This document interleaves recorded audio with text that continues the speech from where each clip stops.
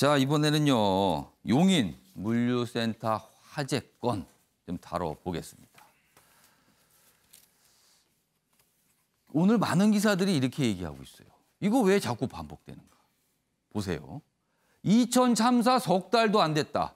용인 물류센터 화재 5명 숨졌다. 이거 도대체 왜 그러는 건가라는 거죠. 왜 자꾸 반복이 되냐는 거죠. 지금 여기 사진은 화마에 대피한 근로자들, 저기 동료들이 저 안에 있는데 이런 사진입니다. 밑에 내용 보면요. 사망자 모두 지하 4층에서 발견. 전기지게차 충전기 폭발로 추정한다. 뭐 유독가스 배출 얘기도 있고요. 그리고 또 인천화학공장에서도 폭발 사고가 있었습니다. 이런 것도요. 이거 왜 자꾸 반복되는 것인가? 이런 질문들이 나오고 있습니다. 자, 그럼요. 이 주제와 관련해서요. 영상으로 보는 이슈, 영상톡 준비되어 있습니다. 보시죠.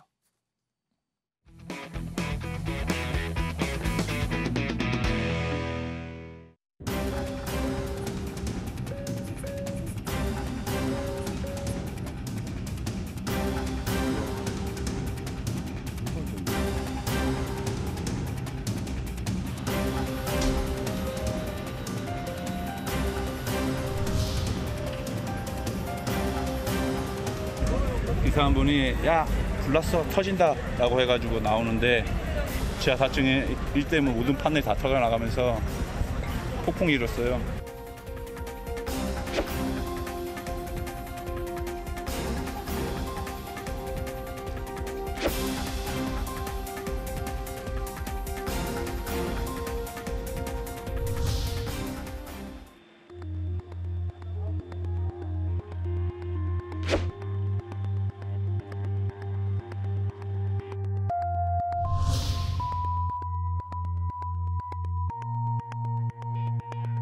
대형 화재가 되풀이되는 것에 대한 뼈저린 반성이 있어야 하겠습니다. 관계기관에서는 근본적인 재발 방지 대책을 마련해 주시기 바랍니다.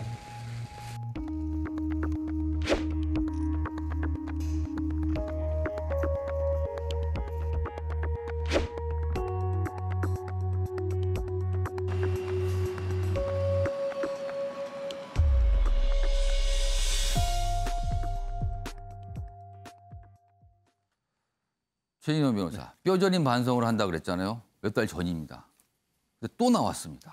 이거 왜 반복되는 겁니까? 그렇습니다. 우리 총리님의 반성문에 잉크도 마르기 전에 또 반성문을 써야 될 그런 상황이 있는 것 같은데요. 여러 가지 지금 그때부터 원인이 얘기를 되고 있는데 일반 건물과 달리 이와 같은 이 큰 물류시설 같은 경우에는 환기에 상당 부분 어려움이 있다라고 합니다. 그래서 한번 사고가 발생하면은 대형 사고로 이어지고 특히 아시다시피 이런 물류창고 같은 경우에는 외곽에 있다 보니까 어떤 사고가 발생한다 하더라도 신속하게 어떻게 보면 소방서나 이렇게 대응하는 게 만만치 않은 그런 문제점도 있었던 것 같은데요. 실질적으로 이번 같은 경우에는 원인이 무엇이냐라고 했을 때 지금까지 없었던 또 다른 원인이 얘기가 되고 있는 것 같습니다. 무엇이냐 하면 한마디로 전기지게차 충전기 폭발. 최근에 있어서 자동차가 내연기관에서 전기차로 하는 과정에서 전기차의 어떤 충전기 이런 부분의 안정성의 문제가 지금 앞으로 계속 우려되고 있는데 그런 부분 아마 기존의 어떤 얘기하고 있는 물류센터의 원인과는 조금 다른 부분이 있어서 새로운 원인 이 부분도 한번 앞으로 세심하게 챙겨야 될 부분이 아닐까 생각합니다. 아직 뭐 정확한 원인은 아직 정확히 밝히진 않았는데 지금 들여다보는 단계인데요. 뭔가 좀 더 꼼꼼하게. 이거 자꾸 반복되는 거 이거 너무 심각합니다. 지금요. 자, 다음은요. 문재인 대통령이 거론한 곳이죠. 태릉 골프장. 군이 갖고 있는 곳인데 그 얘기 좀 해보겠습니다. 대통령이 찍은 곳인데 기대감이 있고요. 갈매 역세권 지구와 통개발할 수도 있다. 이런 관측까지 나오는 겁니다. 지금 여기 보면 태릉 골프장과 관련된 얘기예요. 지금 인근 지역의 매물 전세가 싹 사라지고 있답니다. 그러니까 사람들이 기대하니까 가격 오를 거다 이런 생각을 하는 거예요. 벌써 들썩들썩하죠? 주택 소유주들 문의 전화가 빗발치고 있다.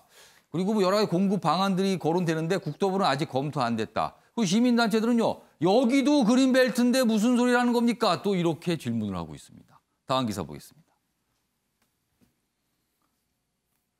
그러니까 그린벨트 해제 이거 안 된다고 했는데 막상 찝은 곳이 그린벨트인 거예요. 이건 무슨 현상이냐.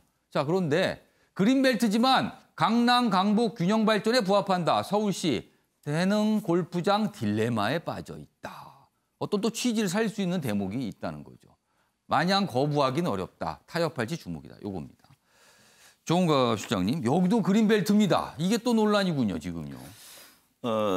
저는 사실 최근에 이제 부동산 문제를 보면서 안타까운 점은 분명히 있습니다. 그러니까 그린벨트 논란 관련해 가지고 대통령이 직접 나서 정리를 하지 않았습니까? 그러니까 사실은 경제부총리가 중심이 됐든 여러 이제 정책 현안에 대해서 심도 있는 논의를 해서 그 결과에 대해서 좀 체계적인 발표 그러면서 한 목소리가 돼야 되는데 일련의 어떤 부동산 정책 관련 보면은 각각의 목소리가 다 다르죠. 오죽했으면 대통령이 나서서 직접 언급을 할 정도까지 됐는가에 대한 상당히 안타까움이 있습니다.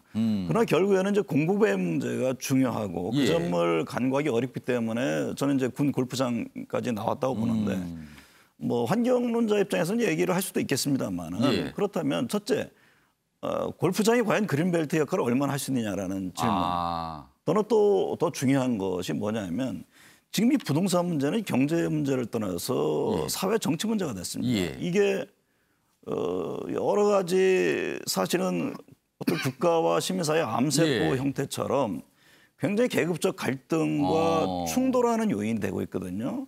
이게 분열에 굉장히 지금 심각한 저는 단초를 제공하고 있다고 봅니다. 그렇다면 결국엔 정책은 선택의 문제입니다. 그린벨트 보존이 그렇게 중요한 건지 아니면은 지금 사회 전체에 국가 차원에서 이게 통합과 여러 가지 갈등 요소가 폭발하고 있는데 그것이 중요한 것인지 저는 이 점에 대한 고민을 할 시점이 됐다. 뭔가 고민과 선택이 좀 있어야 될 시점이라는 설명이시네요. 최하고 어머님, 사실 이게 먼저 이 장소가 공개되는 번에 벌써 들썩들썩한다는 기사들이 나오고 있어요. 이게 그러니까 뭔가 체계적이지 않다. 방금 정갑 시장도 말씀하셨는데 그런 모습인 것 같아요. 뭐 저는 뭐 500% 지금 뭐 동감합니다. 그래서 좀 체계적으로 가는데 지금 사실 20일 날 문재인 대통령께서 그린벨트 해제 안 한다고 그랬지 않습니까? 그 다음 날 뭐 태릉 골프장 지금 얘기를 했는데 사실 제가 추측건 때는 보고하는 참모진들이 저기 그린벨트라고 얘기를 안 한 것 같아요. 따라서 지금 뭐 여러 가지 이제 뭐 상황들이 있고 하나의 그 언론, 그러니까 소위 말하는 소통 채널을 만들어야 되고 요번에 청와대 지금 참모 조직 지금 개편 얘기가 나오잖아요.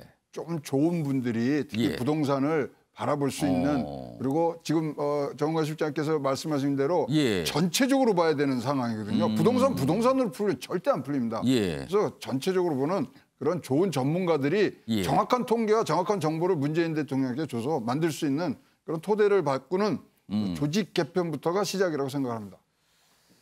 아무튼 여기도 좀 여러 가지 얘기를 낳고 있어요. 마무리하겠습니다.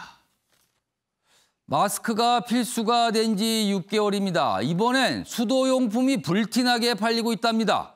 수돗물 유충, 건강에는 별 문제 없다는 설명이지만 불안감은 사라지지 않고 있습니다. 뒷북 조사라는 지적도 나오지만요. 지금이라도 꼼꼼하게 밝혀내서 불안을 해소하기를 기대해 보겠습니다. 시청해 주신 여러분 고맙습니다.